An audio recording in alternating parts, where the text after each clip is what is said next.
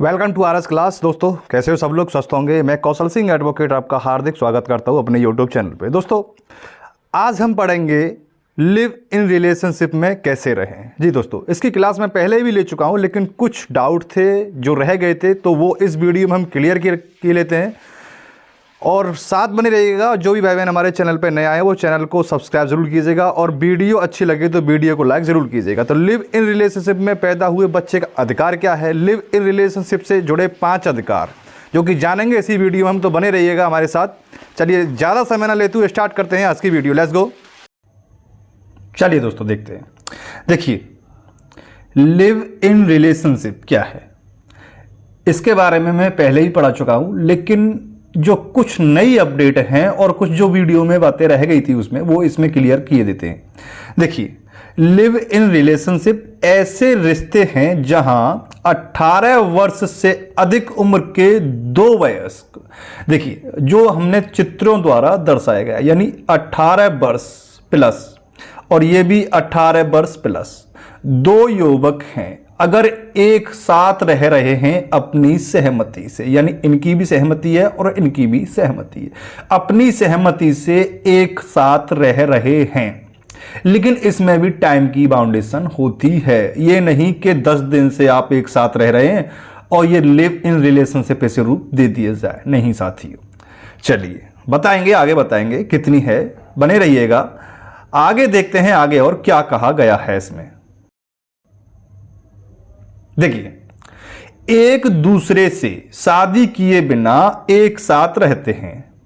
विवाह के विपरीत लिव इन रिलेशनशिप का कोई कानूनी प्रभाव नहीं होता है, यानी विवाह के विपरीत लिव इन रिलेशनशिप में अगर आप रह रहे हो तो कोई कानूनी प्रभाव इस पर नहीं लागू होगा। यह भी कानून में मान्यता दी गई है कि आप लिव इन रिलेशनशिप में रह सकते हो, चाहे आपकी शादी हो गई हो या ना हो गई हो। ठीक है साथियों, आगे देखते हैं आगे और क्या कहा गया है। देखिए, उदाहरण के लिए लिव इन रिलेशनशिप को पंजीकृत करने की आवश्यकता नहीं होती। जी साथियों, सबसे पहले बात आप ये जान लीजिएगा कि लिव इन रिलेशनशिप में अगर आप रह रहे हो 2, यानी एक लड़का एक लड़की, तो इसे पंजीकृत करने की कोई आवश्यकता नहीं होती है। रिलेशनशिप को समाप्त करने के लिए तलाक की आवश्यकता भी नहीं होती है। जी हां साथियों, जैसे कि इसे पंजीकृत करने के लिए कोई आवश्यकता नहीं होती है, वैसे ही अगर आप एक दूसरे से अलग रहना चाहते हो या फिर साथ में रहना नहीं चाहते हो तो इसके लिए तलाक की भी कोई आवश्यकता नहीं है, और ना ही इसमें तलाक का कोई प्रावधान किया गया है कि आपको तलाक लेना पड़ेगा अगर आप लिव इन रिलेशनशिप में आप रह रहे हो तो। देखिए, कुछ फायदे भी हैं तो कुछ इसके नुकसान भी हैं साथियों। आगे देखते हैं आगे और क्या कहा गया है।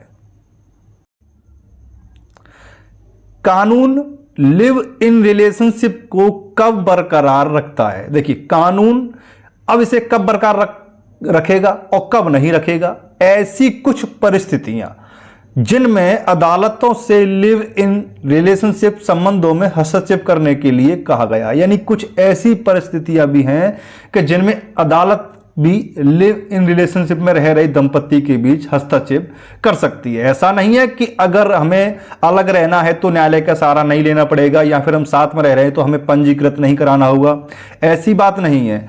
कुछ परिस्थितियां, कुछ कंडीशन ऐसी भी हैं कि अदालतों का सहारा इसमें लिया जा सकता है। बिल्कुल भी आप फ्रीडम के तहत नहीं रह सकते उसमें। चलिए, लड़का लड़की दोनों के लिए अच्छी बात होती है। आगे देखते हैं आगे और। अदालतें लिव इन रिलेशनशिप संबंधों पर निर्णय सुनाते समय उनकी तुलना विवाहों से करती हैं, ताकि यह निर्धारित किया जा सके कि इस रिश्ते में नियमित विवाह की विशेषताएं हैं या नहीं हैं। यदि ऐसे रिश्तों को विवाह की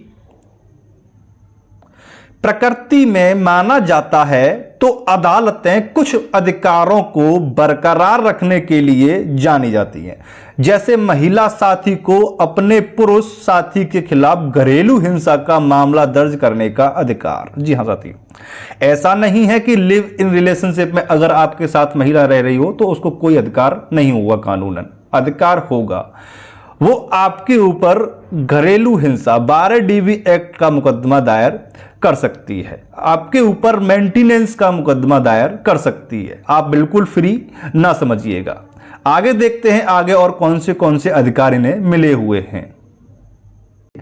अब क्या कहा गया है कि कानूनन के तहत लिव इन रिलेशनशिप को शादी जैसा क्या बनाता है, यानी यह कह रहा है कि पंजीकृत कराने की आवश्यकता इसमें है नहीं और तलाक लेने की आवश्यकता फिर इसमें है नहीं, तो कानूनन तौर पे इसमें ऐसा क्या कहा गया है कि यह शादी मानी जाएगी। विभिन्न मामलों के माध्यम से न्यायालयों ने लिव इन रिलेशनशिप संबंधों को विवाह की प्रकृति में संबंध बनाने के लिए कुछ शर्तें निर्धारित की हैं। देखिए, संबंध मानने के लिए कुछ शर्तें निर्धारित की हैं। वो शर्तें कौन सी हैं देखते हैं।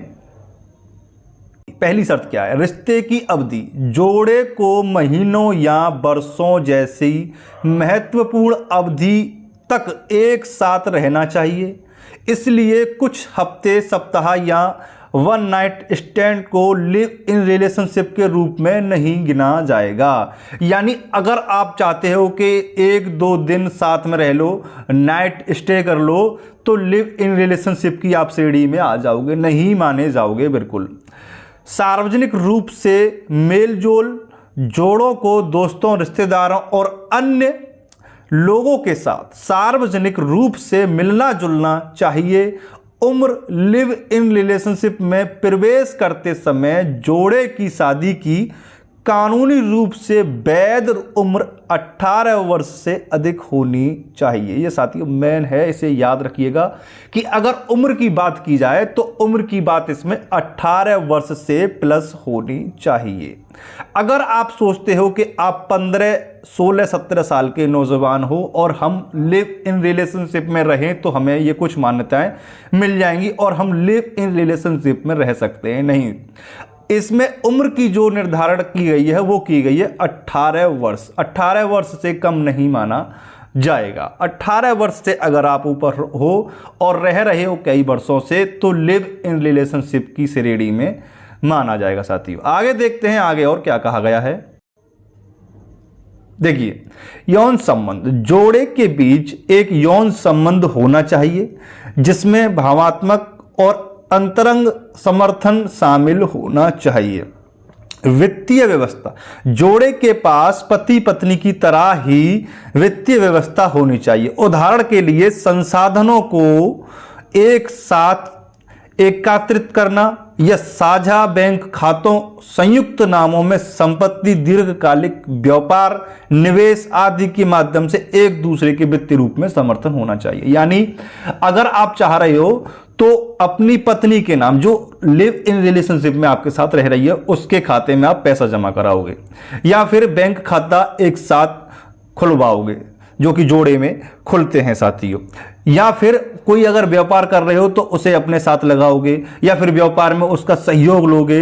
जितनी भी सारी व्यवस्थाएं होंगी आप उसमें उसका सहयोग लोगे और सहयोग उसे दोगे साथियों। आगे देखते हैं आगे और क्या कहा गया है। आगे कहा गया है, देखिए घरेलू, देखिए थोड़ा छोटा करते हैं।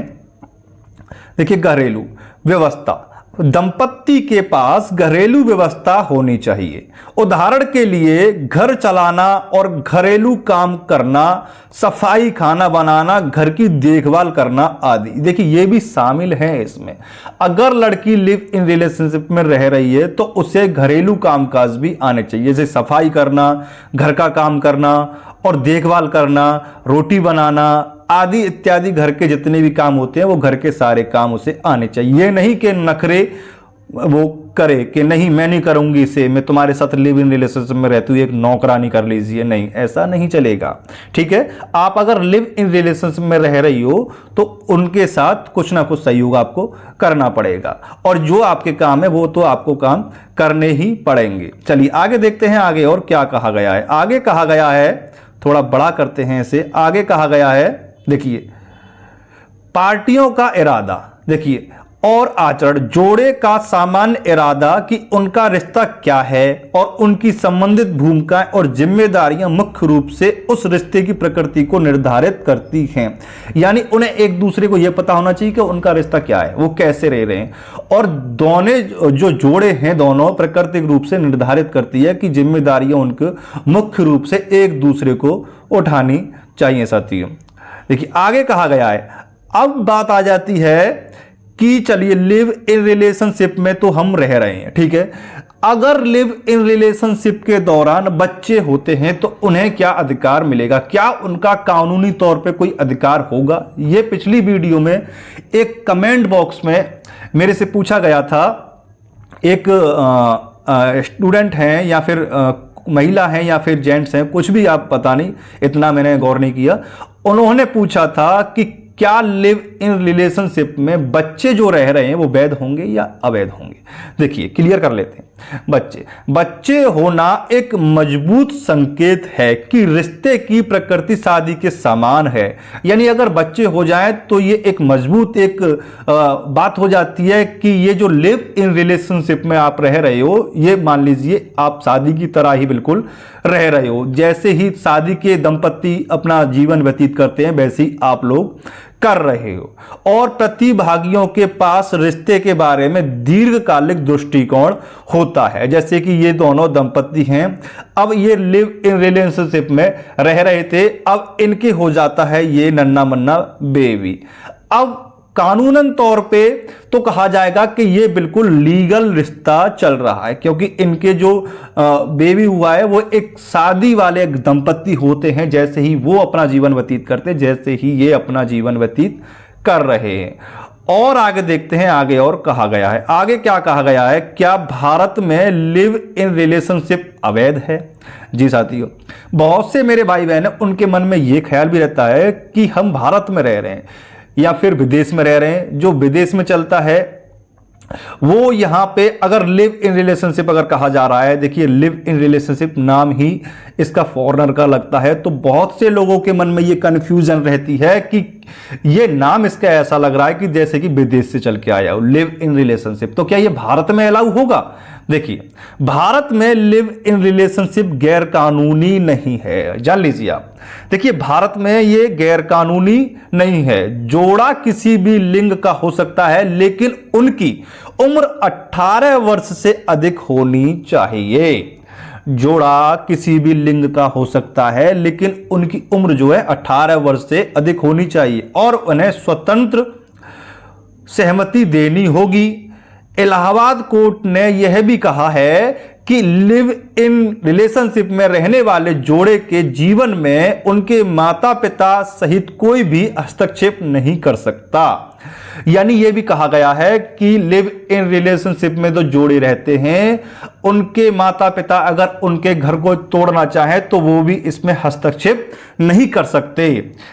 ठीक है साथियों, आगे कहा गया और भारत के संविधान 1950 के अनुच्छेद 21 के तहत लिव इन रिलेशनशिप जोड़ों को जीवन का अधिकार है। यानी संविधान 1950 के अनुच्छेद 21 में कहा गया है कि लिव इन रिलेशनशिप जो जोड़े हैं उनको जीने का अधिकार है, बिल्कुल, जहां वे ऐसा कर सकते हैं शांति से और बिना किसी परेशानी के। साथियों, तो ये आपको वीडियो कैसी लगी। अब लिव इन रिलेशनशिप के लेकर आपके दिमाग में कोई टॉपिक नहीं रहा होगा, सारी बातें बिल्कुल क्लियर हो गई होंगी। अगर फिर भी कोई शंका है, कोई भी आप क्वेश्चन पुट अप करना चाहते हैं तो कमेंट बॉक्स में जरूर पूछिएगा, मैं सर देता हूं। साथियों, मैं इसी तरह की वीडियो लाता रहता हूं, तो इसी तरह की जानकारी लेने के लिए मेरे चैनल को सब्सक्राइब करें और वीडियो को लाइक करके जरूर जाएं साथियों, अगर वीडियो अच्छी लगी हो तो। आगे एक नई जानकारी लेके आपके सामने फिर हाजिर होता हूं, तब तक के लिए वंदे मातरम, जय हिंद दोस्तों।